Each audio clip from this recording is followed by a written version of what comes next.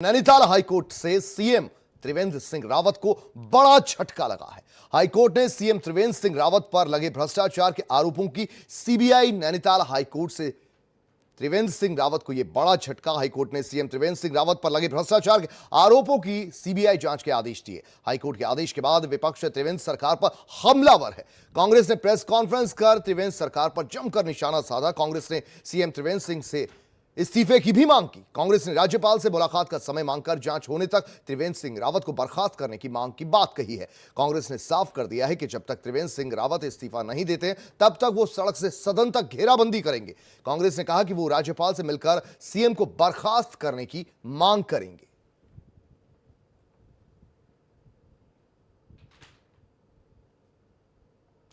तो क्या है ये पूरा मामला? सीएम त्रिवेंद्र रावत पर भ्रष्टाचार का दरअसल आरोप लगा। नोटबंदी के दौरान पैसे लेने का आरोप, अलग अलग खातों में पैसे ट्रांसफर हुए। हरेंद्र रावत के खाते में ये पैसे भेजे गए थे। इसके अलावा भी रावत की पत्नी सरिता के खाते में भी पैसा भेजा गया। झारखंड के अमृतेश चौहान ने ये पैसे भेजे। सब कुछ नोटबंदी के दौरान हुआ। सीएम त्रिवेंद्र के खाते में पैसा जमा कराने को कहा भी गया। प्रोफेसर की पत्नी के खाते में भेजे गए पैसे। सरिता रावत को सीएम की पत्नी की बहन बताया गया। आरोप लगाने वाले पर दर्ज हुई थी एफआईआर और सच जो सामने आया वो राज्य हित में नहीं। मुख्यमंत्री पर लगाए गए आरोप गंभीर है, ये कहना है हाईकोर्ट का। जांच और सत्य सामने आना जरूरी है। तो साफ शब्दों में और साफ लहजे में यह हाईकोर्ट ने कहा है सीबीआई मामले की जांच करेगी, क्योंकि इस ओहदे पर बैठे हुए शख्स पर अगर भ्रष्टाचार के इल्जाम लगते हैं तो सीबीआई की जांच होनी चाहिए। पूरे मामले की जांच होनी ही चाहिए, यह कहना है कोर्ट का। सच का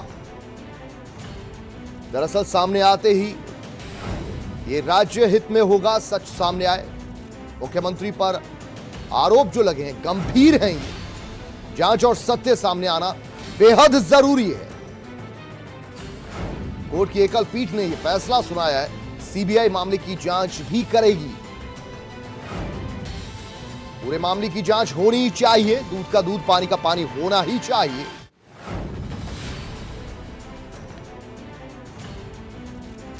यहां यह बता दें कि हाईकोर्ट ने यह निर्देश साफ साफ दिया और उसके बाद से सियासत गरमा सी गई है, अच्छी खासी गरमा गई है। विपक्षी जितनी भी पार्टियां हैं उन्होंने मुख्यमंत्री से नैतिकता के आधार पर इस्तीफा देने की मांग तक कर डाली है। हालांकि सरकार ने भी अपना मूव चला है, सुप्रीम कोर्ट जाने की बात कही है।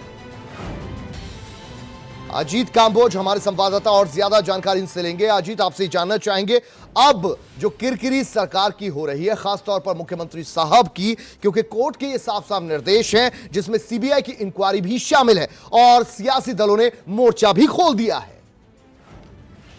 तो जिस तरह से बीते रोज ये निर्देश सीधे तौर पर हाईकोर्ट की तरफ से आए हैं कि सीबीआई इसमें पूरे मामले की जांच करेगी और जो भ्रष्टाचार की एक बात हो रही है उसको परत दर परत खोलने का काम करेगी।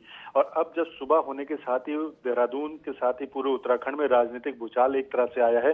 तमाम जो विपक्षी दल हैं वो सरकार को घेरने का काम कर रहे हैं कि सरकार जीरो टॉलरेंस की बात पहले दिन से कर रही है और अब सीधे आरोपों के घेरे में मुख्यमंत्री त्रिवेंद्र सिंह रावत आए हैं। तो नैतिक आधार पर उनको इस्तीफा देना चाहिए, क्योंकि अगर सीबीआई पूरे मामले की जांच करेगी तो कहीं ना कहीं मुख्यमंत्री के तौर पर त्रिवेंद्र सिंह रावत इसको प्रभावित कर सकते हैं। तो ऐसे में नैतिकता के आधार पर वो इस्तीफा दें और जो भी सच्चाई है, दूध का दूध है, पानी का पानी है, वो इससे साफ हो जाएगा कि कौन गलत है कौन सही है।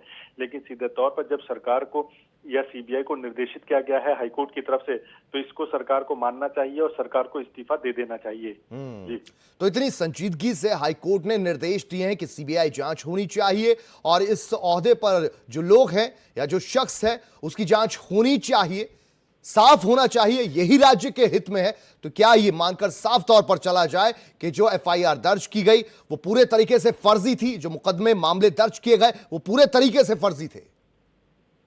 बिल्कुल। जिस तरह से सीधे तौर पर हाईकोर्ट में जो सरकार की तरफ से लोग थे उन्होंने भी पक्ष रखा है और जो याचिकाकर्ता थे उनकी तरफ से भी पक्ष रखा गया और हाईकोर्ट की जो थी वो साफ हो गई कि किस तरह से वहां पर दलीलें रखी गई और जो हाईकोर्ट का निर्देश आया है वो खुद अपने आप में स्पष्ट करता है कि जो भी आरोप लगाए गए थे वो पूरी तरह से मनगढ़ंत थे, गलत थे और उसके बाद ही हाईकोर्ट ने सीधे तौर पर निर्देशित किया कि मुख्यमंत्री से जुड़े पूरे मामले की सीबीआई अलग से जांच करे, एफआईआर दर्ज करे और जो एफआईआर याचिकाकर्ता शिकायतकर्ता को लेकर की गई थी नेहरू कॉलोनी थाने में उसको भी क्वेश्चन कर दिया गया है हाईकोर्ट के आदेश में। तो साफ है कि जो तमाम तरह के आरोप यहाँ पर लगाए गए थे व्यक्ति विशेष की याचिकाकर्ता को लेकर वो पूरी तरह से गलत थे और अब जब हाईकोर्ट ने निर्देशित कर दिया है कि 2 दिन के भीतर इसमें सीबीआई एफआईआर दर्ज करे और पूरे मामले की जांच करे तो कहीं ना कहीं यह मामला गर्माता हुआ नजर आ रहा है।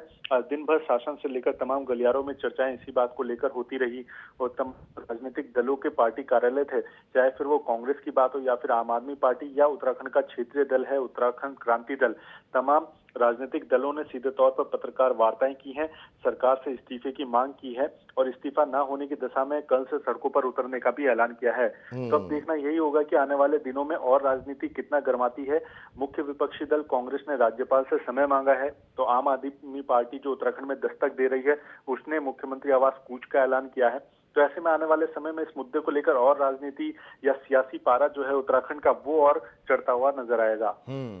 अजीत, आपसे ये भी जानना चाहेंगे, खासतौर पर दर्शक देख रहे हैं, एक बार फिर समझना चाहेंगे पूरा मामला ये क्या था, झारखंड से किस शख्स ने पैसे ट्रांसफर किए गए, किसके इशारों पर ये पैसे ट्रांसफर हुए और ये पैसे मुख्यमंत्री साहब को जो उस दौरान नहीं थे उनको ये पैसे मिलने थे, किन किन के खातों में ये जमा हुई रकम और क्यों उस दौरान पुलिस की जो कार्रवाई हुई उसमें क्लीन चिट दे दी गई उन्हें?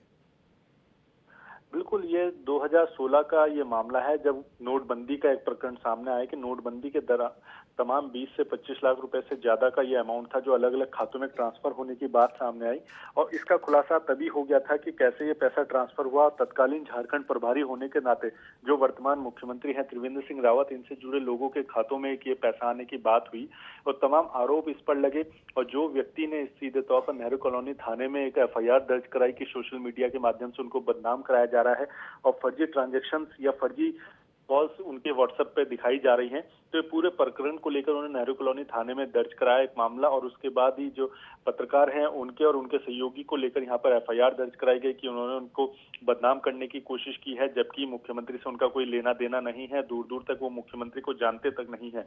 इस तरह की बातें इस एफआईआर में कराई गई और अब जब मामला ये हाईकोर्ट में पहुंचा तो हाईकोर्ट में स्थिति स्पष्ट हो गई कि जो भी बातें एक दलील में दी गई है, एक शिकायत के तौर पर नेहरू कॉलोनी थाना में दर्ज कराई गई थी, वो पूरी तरह से गलत थी और इसको देखते हुए ही हाईकोर्ट ने पूरी एफआईआर को रद्द करने की बात की और सीधे तौर पर सीबीआई को निर्देशित किया है कि वो अलग से 2 दिन के भीतर इस मामले में एफआईआर दर्ज करे और पूरे मामले की जो है जांच वो गहनता से करे क्योंकि मामला मुख्यमंत्री से जुड़ता हुआ नजर आया है। तो ऐसे में साफ है कि मुख्यमंत्री भी जांच के घेरे में आ सकते हैं और जब जांच शुरू होगी तो उसमें कौन कौन और इस जज में आता है तो ये भी देखने वाली बात होगी। फिलहाल इतना स्पष्ट है कि राजनीतिक पारा इस पूरे प्रकरण के बाद चढ़ चुका है और आने वाले दिनों में और भी इसमें राजनीतिक गरमाई जाएगी। अच्छा, एक अजीत आपसे दिलचस्प सवाल ये पूछना चाहूंगा, दरअसल भ्रष्टाचारी का आरोप सीधे तौर पर अगर मुख्यमंत्री पर लग जाए तो ये बात बेहद संजीदा हो जाती है और नैतिकता के आधार पर विपक्ष तो अड़ जाएगा कि इस्तीफे की मांग भी करेगा और अगर यह आंदोलन बढ़ता है तो भारतीय जनता पार्टी सत्ताधारी पार्टी पर प्रेशर भी आएगा। क्या और चेहरे भी तैयार हैं जो मौका देख रहे हैं कि अब मौका है मुख्यमंत्री बनने का? बिल्कुल, जिस तरह से उत्तराखंड की राजनीतिक में ये नई बात नहीं है कि किसी मंत्री मुख्यमंत्री पे भ्रष्टाचार के आरोप लगे हों, पहले भी इस तरह के प्रकरण सामने आते रहे हैं और इसके चलते कई सरकारें गिरी भी हैं तो कई उठी भी हैं। लेकिन अब जो ताजा मामला है वो सीधे तौर पर मुख्यमंत्री त्रिवेंद्र सिंह रावत से जुड़ा हुआ है। पूर्ण बहुमत की सरकार है, 57 विधायक हैं, लेकिन पिछले दिनों में ही सामने इस तरह की कई बातें आई हैं कि सरकार में सब कुछ ठीक नहीं चल रहा है।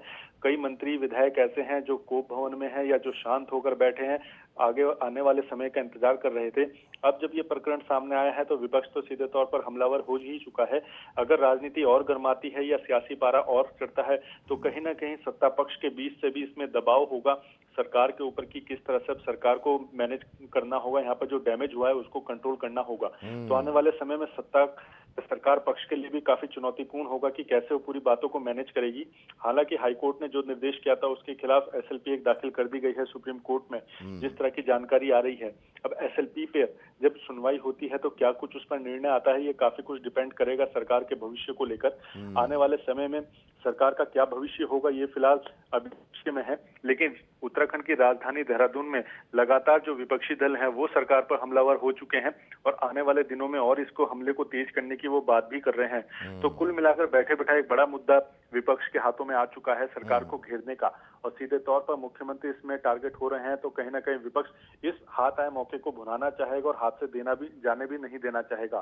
तो उनकी पूरी कोशिश होगी कि सरकार को घेरा जाए और आने वाले भविष्य में इस पूरे मुद्दे को और भी ज्यादा उछाला जाए। चलिए, बहुत शुक्रिया अजीत कांबोज इस पूरी जानकारी के लिए आपका।